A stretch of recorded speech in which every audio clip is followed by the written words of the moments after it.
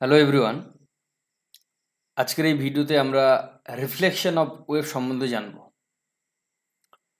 Reflection এই ওয়ার্ডের মাধ্যমে কিন্তু আমাদের একটা বেসিক আইডিয়া চলে এসছে। রিফ্লেক্ট করবে, তুমি একটা ওয়েভকে কোনো জায়গায় পাঠালে সেখানে গিয়ে ধাক্কা খেয়ে আবার ফিরে আসবে, তাই তো? রিফ্লেক্ট করবে, সেই জায়গা থেকে ফিরে আসবে। তার এর ফলে তো রিফ্লেকশন হবে একটা ওয়েভের, তাই না? দেখো, ওটাকেই আমি এখানে লিখেছি যে reflection is the change in direction. মানে তুমি ধরো একটা সাউথ ডাইরেকশনে যাচ্ছে, এখন তুমি নর্থ ডাইরেকশনে আসছো, এরকম ডাইরেকশনের চেঞ্জ হবে। কোথায় হবে? চেঞ্জ ইন ডাইরেকশন, কিচ্ছু হবে না, শুধুমাত্র হবে change in direction. Reflection is the change in direction of a wave.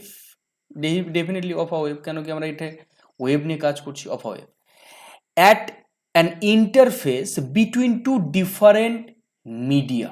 এইটা কিন্তু ভালো করে খেয়াল করতে হবে। কি বললাম আমি, বলো তো? Two different media, two different medium. তার মানে ধরো একটা মিডিয়াম লেখা আছে এখানে রেয়ার, ধরো লঘু মাধ্যম। আমি এখানে এটা লিখে দেখাচ্ছি, তাহলে তুমি বুঝতে পারবে ব্যাপারটা। এটাকে ধরো রেয়ার মাধ্যম বলছি। কি বলছি বলো তো? রেয়ার মানে লঘু মাধ্যম, পাতলা, যেটা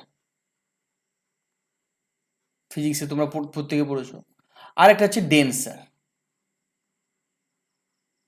আরেকটা লিখছি ডেন্স, ঘন মাধ্যম। এখানে এটা হচ্ছে তোমার হচ্ছে বাউন্ডারি। এখানেও ক্ষেত্রে ওই যেটা দেখতে পাচ্ছ, এটা বাউন্ডারি, এটা বাউন্ডারি। বোঝা গেল? এবার কি করছে এখানে? দুটো মাধ্যম আমি বললাম না, দুটো মাধ্যম, দুটো মিডিয়াম। একটা মিডিয়ামতে যখন আর একটা মিডিয়ামের কাছে যেতে চাইবে, কিন্তু তখন এখন একটা বাধা পেলো, ধরো একটা বাউন্ডারিতে বাধা পেলো, এবং বাউন্ডারিতে বাধা পাওয়ার পর যদি সেই ওয়েভটা আবার একই রকম গতি নিয়ে, একই রকম অ্যাম্পলিটিউড নিয়ে ফিরে আসে, তাহলে সেটাকে বলবো যে আমরা যে ওয়েভটা গিয়েছিল সেটা রিফ্লেকশন হয়েছে, সেটা রিফ্লেকশন হয়েছে। বোঝা গেল আমি কি বলতে চাইলাম? এখানে মিডিয়াটা কিন্তু ভেরি ভেরি ইম্পর্টেন্ট। আমি আরো ডিটেলসে বলবো এগুলোকে। So that the wave Returns into the medium from which it's originated, যেখানে তৈরি হয়েছিল আবার সেখানেই মিডিয়া তোমার হচ্ছে ওয়েভটা ফিরে আসবে। আশা করি বুঝতে পেরেছো what is reflection of wave. এক জায়গায় গেল, সেখানে ধাক্কা খেয়ে তার ডাইরেকশন চেঞ্জ করে আবার তার যেখানে তৈরি হয়েছিল সেখানে আবার ফিরে আসলো। এটাই ক্রমাগত হতে থাকবে, ক্রমাগত। এটাকেই কিন্তু রিফ্লেকশন অফ ওয়েভ বলছে। আমরা রিফ্লেকশন অফ ওয়েভ জানলাম। রিফ্লেকশন অফ ওয়েভের সঙ্গে আমাদের আরেকটা জিনিস জানতে হবে, খুব সামান্য পরিমাণে, সিলেবাসে নেই, বাট এই আমি যেহেতু রিফ্লেকশন অফ ওয়েভ বলেছে, তাহলে রিফ্লেকশন ওয়েভের সঙ্গে যে রিলেটেড যে একটা ওয়েভ, সেটাকে কিন্তু হালকা জানতে হবে। কি সেটা? Transmission of wave. Transmission of ওয়েভটা কি বলতো? এখানে যে আমি কি বললাম, ওই রেয়ার মাধ্যম থেকে যখন রেয়ার থেকে ডেন্সারের দিকে যাবে, এক্ষেত্রে কিছু ওয়েভ কি হবে বলতো? ওই ডেন্সারের দিকে বেরিয়ে যাবে, মানে পুরো ওয়েভটাই ডাইরেকশন চেঞ্জ করে আবার অরিজিনেট যেখানে হয়েছিল সেখানে কিন্তু ফিরে আসবে না। জাস্ট ডাইরেকশন চেঞ্জ করে আসবে, কিছুটা আসবে, অবশ্যই কিছুটা ফিরে আসবে, কিন্তু কিছুটা আবার ওই ডেন্সারে চলে যাবে, রেয়ার থেকে ডেন্সারের ভিতরে কিন্তু ঢুকে যাবে। বুঝে গেল? তারপরে যেখানে যে ব্যারিকেড আছে, যে বাউন্ডারি আছে, সেখানে কিছুটা অ্যাবজর্ব হবে। এই ধরনের যে ট্রান্সমিশন, মানে এই ধরনের যে ওয়েভটা, এই যে দেখো ডেন্সারে যে ওয়েভটা ক্রিয়েট হচ্ছে, এইটাকে কিন্তু বলা হচ্ছে ট্রান্সমিশন ওয়েভ। ডেন্সারে যে ওয়েভটা ক্রিয়েট হচ্ছে সেটাকে কিন্তু বলা হচ্ছে ট্রান্সমিশন ওয়েভ। তাহলে এইটাকে আমি লিখবো, এইটাকে লিখবো আমি ট্রান্সমিশন ওয়েভ। এই যে এই ডেন্সারের এখানে, এই যে এইটাকে, যেটা এখানে দেখতে পাচ্ছ তুমি, এটাকে কিন্তু ট্রান্সমিশন,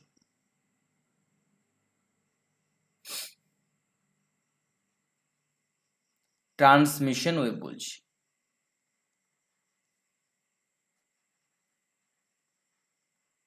ট্রান্সমিশন ওয়েভ এটা, বুঝে গেল? আর প্রথমে এখানে যেটা দেখতে পাচ্ছ, এটা কিন্তু তোমার রিফ্লেকশন অফ ওয়েভ। এই যে যেটা আসছে এখান থেকে পরিষ্কার বুঝতে পারছো, এটা কি হবে বলো তো? Reflection of wave, reflection of wave, reflection wave. আশা করি বুঝতে পারছো কি বিষয়টা রিফ্লেকশন ওয়েভ এবং ট্রান্সমিশন ওয়েভ।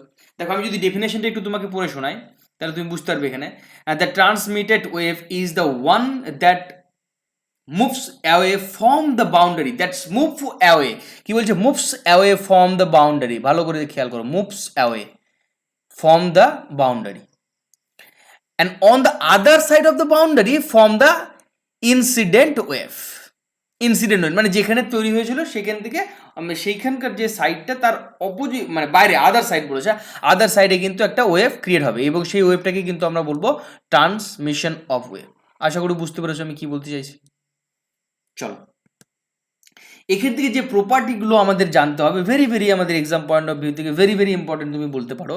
প্রপার্টিসগুলো একটা হচ্ছে রিফ্লেকশন ওয়েভের জন্য এবং আরেকটা ট্রান্সমিশন ওয়েভের জন্য। দেখো আমরা স্পেশালি এই যে ওয়েভ পড়ছি এতদিন ধরে, এখানে কিন্তু আমরা এই জিনিসগুলো সম্বন্ধে জেনে গেছি যে wave speed, frequency, angular frequency, দেখো আমি এগুলো সব এখানে মেনশন করেছি। তুমি এখানে খেয়াল করবে, এখানে কিন্তু আমি সবগুলো মেনশন করেছি, wave speed, frequency, wave length, phases and amplitude. এবার এগুলো এখানে কিভাবে কাজ করছে, রিফ্লেকশন ওয়েভের ক্ষেত্রে কি হবে, ট্রান্সমিশন ওয়েভের ক্ষেত্রে কি হবে। দেখো রিফ্লেকশন ওয়েভের ক্ষেত্রে আমি তোমাকে বারবার করে বলেছি everything will be same, speed, frequency, angular frequency, time period, wave length, angular wave number, everything is same. খালি কি হবে বলতো, ফেজটা চেঞ্জ হবে। কখন? দেখো এইটা ভেরি ভেরি ইম্পর্টেন্ট, কেন কি যখন ডেন্সার থেকে রেয়ারের মাধ্যম দেওয়া থাকবে, তোমার ডেন্সার থেকে রেয়ার দেওয়া থাকবে, তখন যে ফেজ ডিফারেন্স সেটা হবে 0 ডিগ্রি। আর রেয়ার থেকে যখন ডেন্সার দেওয়া থাকবে তখন কিন্তু তোমার ফেজ ডিফারেন্স হবে পাই, মানে 180 ডিগ্রি। বোঝা গেল? ভেরি ভেরি ইম্পর্টেন্ট কিন্তু এইটা এক্সাম পয়েন্ট অফ ভিউ থেকে, this one only very very important. Denser থেকে রেয়ার আর রেয়ার থেকে ডেন্সারে গেলে আমাদের ফেজ ডিফারেন্সটা কত হবে রিফ্লেকশন অফ ওয়েভের ক্ষেত্রে। বাদ বাকি তো দেখো এগুলো তো ইন জেনারেল সবারই মনে থাকবে যে রিফ্লেকশন অফ ওয়েভের ক্ষেত্রে কোনো কিছু চেঞ্জ হচ্ছে না, যা জন্য সবই ঠিক থাকছে।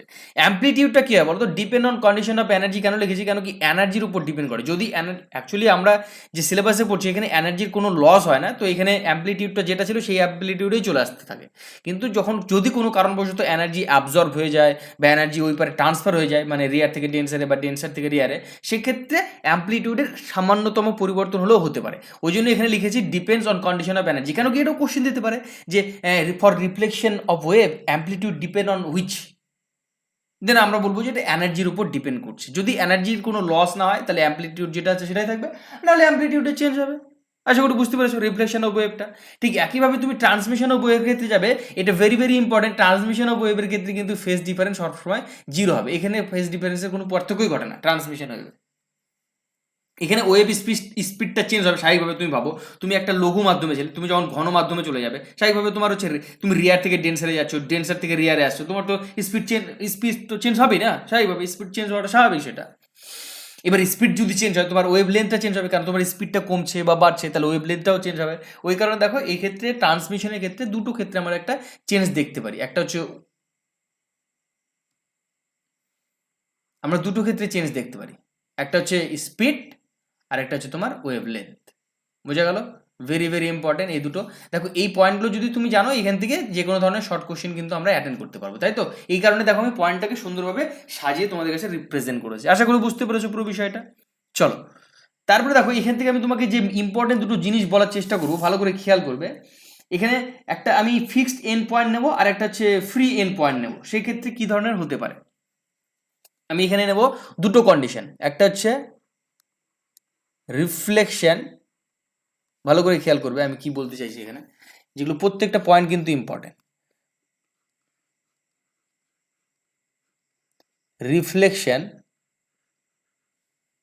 Reflection of wave from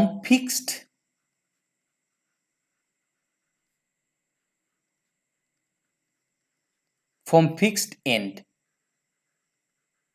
very very important, fixed end. আমি এখানে মেনশন করে দিলাম যে আমি কি বলছি, very very important, fixed end. বোঝা গেল? এটা একটা কন্ডিশন, এটার ক্ষেত্রে আমি করব।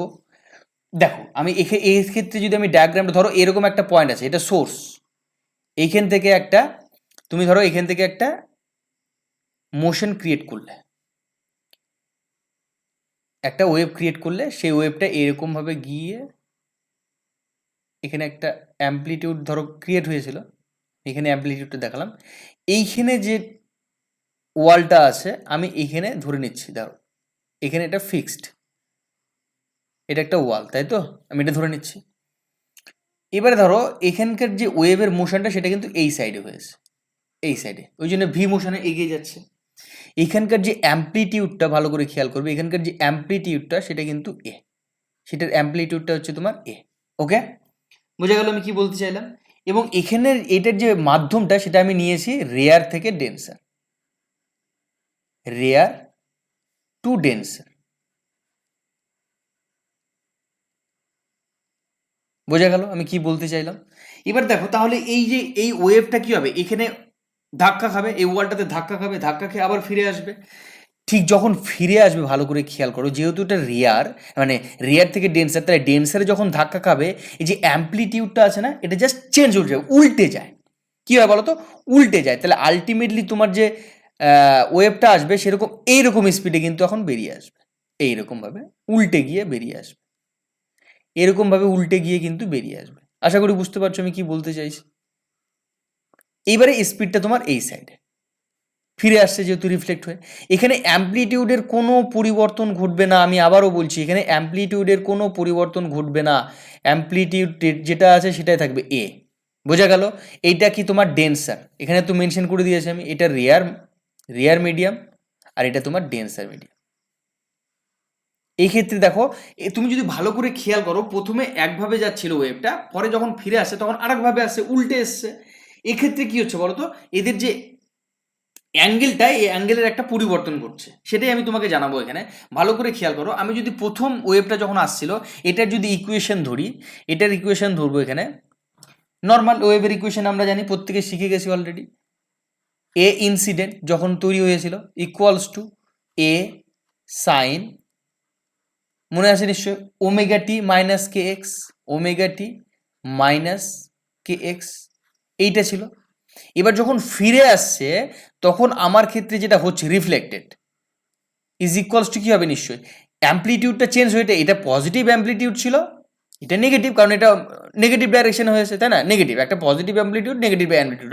আমি তোমাদের দেখিয়েছিলাম, দেখো এরকম, এটা অ্যাম্প্লিটিউড কি, এইটা একটা অ্যাম্প্লিটিউড, এই যে আবার নেগেটিভ অ্যাম্প্লিটিউড, আবার পজিটিভ অ্যাম্প্লিটিউড, আবার নেগেটিভ অ্যাম্প্লিটিউড, এইভাবে কিন্তু অ্যাম্প্লিটিউডগুলো পজিটিভ নেগেটিভ হতে পারে। তাহলে এখান থেকে কী হবে, মাইনাসে সাইন ওমেগা টি, এখানে কি হয়েছে, ডাইরেকশনটা চেঞ্জ হয়েছে, তাহলে এখানে প্লাস কে এক্স। এইটা ছিল তোমার পজিটিভ ডাইরেকশনে, এইটা ছিল তোমার পজিটিভ ডাইরেকশনে, তাই তো? কেন, ভালো করে খেয়াল করো, আমি তোমাকে বলেছিলাম যে পজিটিভ ডাইরেকশন নেগেটিভ ডাইরেকশন কীভাবে বোঝা যায়। দেখো, একটা পজিটিভ একটা নেগেটিভ, তার মানে পজিটিভ ডাইরেকশন, এখানে দুটোই একই সেম সিম্বল, তাহলে এটা কি হবে, negative direction, negative direction of x, তাই তো? নেগেটিভ ডাইরেকশনে যাচ্ছে। আশা করি বুঝতে পেরেছো। তাহলে আমি দুটো ক্ষেত্রে দুটো ডিফারেন্ট কন্ডিশন পেলাম। অনেক সময় কি হয় দেখো, এই কন্ডিশনটাকে এইভাবে লেখা যেতে পারে, কিরকম দেখো তো, মাইনাস থেকে এডিট করে নেবো আমি, মাইনাস থেকে ভেতরে ঢুকিয়ে নিলে কি হবে, সাইন ওমেগা টি প্লাস কে এক্স প্লাস ফাই। দেখো, ম্যাথামেটিক্সের রুলস অনুযায়ী আমরা যদি ফাই অ্যাঙ্গেলের সঙ্গে যুক্ত করে দিই, তাহলে ম্যাথামেটিক্সের যে রুল আছে অ্যাসোসিয়েটেড অ্যাঙ্গেলের, সেটার কিন্তু জন্য এখানে তোমার আবার মাইনাসটা বেরিয়ে আসবে, তাই না? তাহলে দেখো, এখান থেকে যে আমরা ফেজ ডিফারেন্সটা কত পাচ্ছি, ফাই না? ভালো করে খেয়াল করো, এই দুটোর মধ্যে যে ফেজ ডিফারেন্স সেটা কত পাচ্ছি, ফাই। তাহলে ওইখান থেকেই আমরা বলতে পারি যে যখন রিয়ার থেকে ডেন্সারে যাবে, তখন আমাদের যে ফেজ ডিফারেন্সটা হয়, ভালো করে খেয়াল করো, সেক্ষেত্রে ফেজ ডিফারেন্সটা হবে তোমার পাই, মানে 180 ডিগ্রি। আশা করি বুঝতে পেরেছো আমি কি বলতে চাইলাম। যে রেয়ার থেকে যখন ডেন্সারে যাবে তখন কি হবে বলো তো, রেয়ার থেকে যখন ডেন্সারে যাবে তখন হচ্ছে ফাই। চলো, আরেকটা কন্ডিশন এখানে পেয়ে যাব। আরেকটা কন্ডিশন কি বলো তো, সেই কন্ডিশনটা এবারে লিখবো। এবার আরেকটা কন্ডিশন, সেটা হচ্ছে তোমার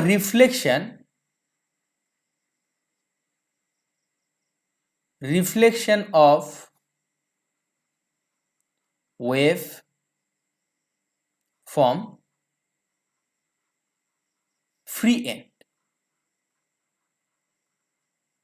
যে এন্ডিং পয়েন্টটা আছে ওটা ফিক্সড নয়, ফ্রিলি, মানে নড়াচড়া করতে পারবে, ফ্রি এন্ড। আশা করি বুঝতে পেরেছো।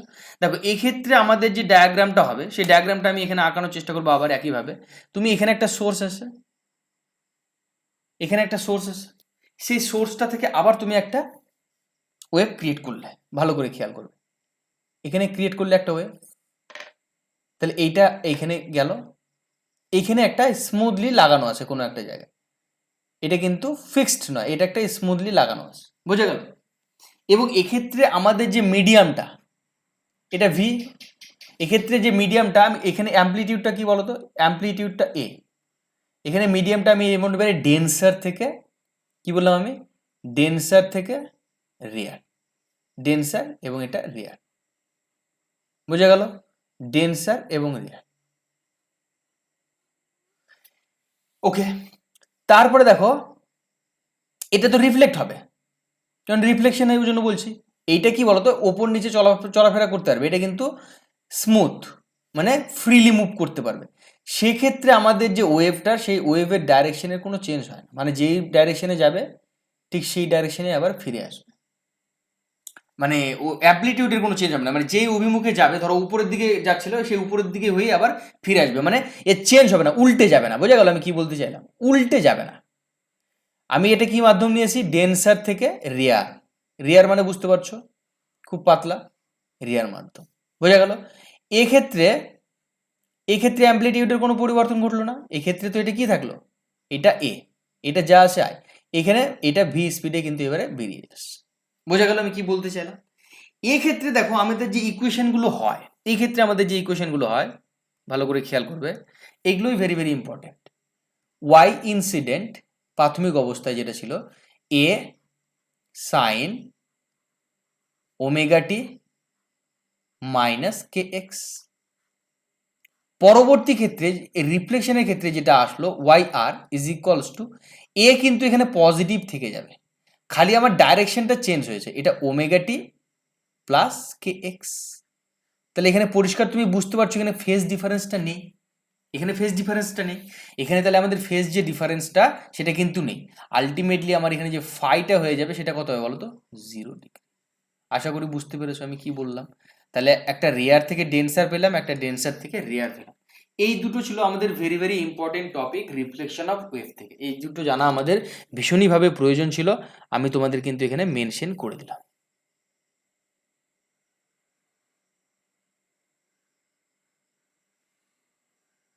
আশা করি প্রত্যেকে ব্যাপারটা বুঝতে পেরেছো। চলো এর উপরে একটা ছোট্ট করে একটা প্রবলেম করে নিই। দেখো এখানে যে প্রবলেমটা বলা হয়েছে ভালো করে খেয়াল করবে। প্রবলেমটা বলেছে if incident wave is given this is reflected at X equals to 0 from fixed end. দেখো এখানে এই দুটো পয়েন্টই important, fixed end and of free end. Find the equation of reflected wave, Y R বের করতে হবে। ভালো কথা, তাহলে আমার এখানে যে ইকুয়েশনটা দেওয়া আছে সেটা আমি একবার লিখে নিচ্ছি। Y incident equals to 5 sine 7x minus 3t। আমি যখন ফিক্সড এন্ড নেব, ভালো করে খেয়াল করো, আমি যখন ফিক্সড এন্ড নেব সেক্ষেত্রে আমার কি হবে, আমার যে অ্যামপ্লিটিউডটা আছে সেটা চেঞ্জ হবে, অ্যামপ্লিটিউডটা যেটা আছে সেটা চেঞ্জ হবে। তাহলে কি হবে, এখানে Y R is equals to -5 হয়ে যাবে, 5 থাকবে না, সেটা -5 হবে, তাই তো? এবং ডাইরেকশন যেহেতু চেঞ্জ হচ্ছে তাহলে এখানে কি হবে, সাইন 7x প্লাস 3t। তুমি এইটাও লিখতে পারো, or Y R is equals to 5 sine 7x plus 3t plus pi. তুমি কিন্তু এটাও লিখতে পারো, কোনো অসুবিধা নেই, দুটো ক্ষেত্রে তোমার অ্যান্সার কিন্তু একই রকম হবে। বোঝা গেল? দুটোই কিন্তু সঠিক অ্যান্সার। এবার আমাকে বের করতে হবে ধরো ফ্রি এন্ড। এবার আমি বের করব free and.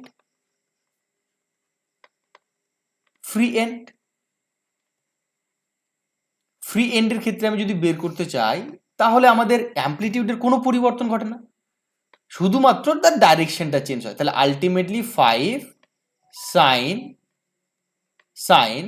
7x plus 3t free এন্ডের ক্ষেত্রে। বোঝা গেল আমি কি বলতে চাইলাম? তাহলে দুটো অ্যান্সারই আমি পেয়ে গেলাম, একটা ফিক্সড এন্ডের ক্ষেত্রে পেলাম, একটা ফ্রি এন্ডের ক্ষেত্রে পেলাম। এই ধরনের কোশ্চেন আমাদের কিন্তু রিফ্লেকশন থেকে দিতে পারে, এই ধরনের খুব ছোট কোশ্চেন যাতে তুমি দেখা মাত্রই অ্যান্সার করতে পারো। আশা করি বুঝতে পেরেছো আমি রিফ্লেকশন অফ ওয়েভটা তোমাদের আজকে শেখালাম অ্যাকর্ডিং টু সিলেবাস। এরপরে স্ট্যান্ডিং ওয়েভটা নিয়ে আসবো। তো পরবর্তী ভিডিও আসা পর্যন্ত তোমরা দেখতে থাকো এবং শিখতে থাকো। Thank you, take care.